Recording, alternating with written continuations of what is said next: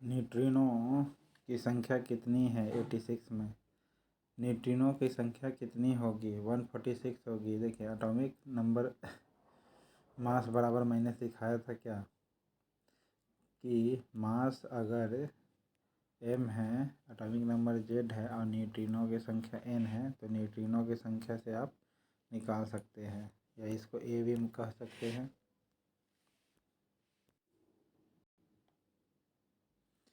किसी तत्व के परमाणु भार से संबंधित निम्नलिखित कथनों में से कौन सा एक कथन सर्वाधिक उपयुक्त है?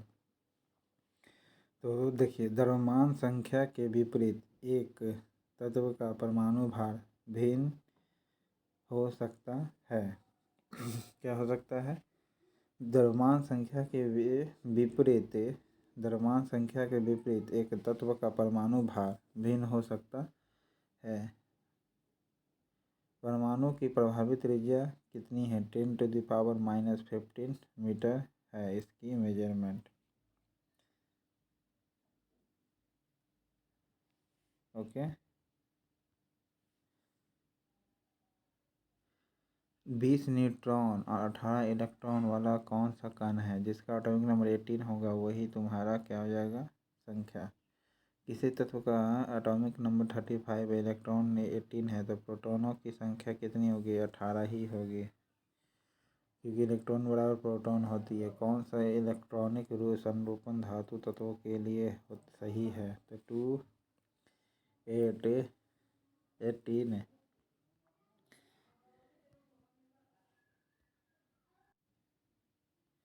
2 8 18 2। ठीक है, इलेक्ट्रॉनिक संरूपण धातु के लिए कौन सा उपयुक्त है? 2 8 18 2 बीपीएससी में आल है। किसी तत्व के परमाणु में 2 प्रोटॉन 2 न्यूट्रॉन 2 इलेक्ट्रॉन है तो उस तत्व का द्रव्यमान संख्या कितनी होगी? 4 होगी। कितनी होगी? 4 होगी। ऋणावेशित परमाणु यानी जो निगेटिव एटम है उसमें प्रोटॉनों की संख्या क्या होगी? प्रोटॉनों की संख्या क्या होगी? परमाणु में इलेक्ट्रॉनों की संख्या से कम होगी। परमाणु में इलेक्ट्रॉनों की संख्या से कम होगी। अगर ऋणावेशित प्रोटॉन में प्रोटॉनों की संख्या क्या होगी? परमाणु में इलेक्ट्रॉन है उसकी संख्या से कम होगी प्रोटॉनों की संख्या अगर निगेटिव है तब।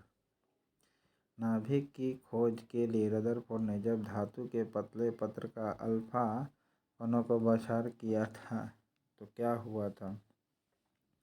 तो अधिकांश जो अल्फा कण थे ना धातु की पन्नी को बिना विक्षेपण के पार करके चल गए थे। यानी जो अधिकांश जो अल्फा कण था पन्नी को बिना विक्षेपित करते हुए पार किया था। तत्वों की प्रकृति को ज्ञात किया जा सकता है कैसे? तत्वों की प्रकृति ज्ञात किया जा सकता है इलेक्ट्रॉनिक विन्यास के द्वारा। ओके, इलेक्ट्रॉनिक विन्यासीकरण के द्वारा तत्वों की प्रकृति अगर ज्ञात करना है तो किसी तत्व कौन सी संख्या इलेक्ट्रॉन की अधिकतम संख्या है तथा मास m सेल में मौजूद रह सकती है? तो 18 जो है ना m सेल में रख सकती है क्योंकि k l m ऐसे चालू होती है सेल। ठीक है, तो m सेल में 18 रह सकती है। परमाणु संरचना का मॉडल किसने प्रतिपादित किया था?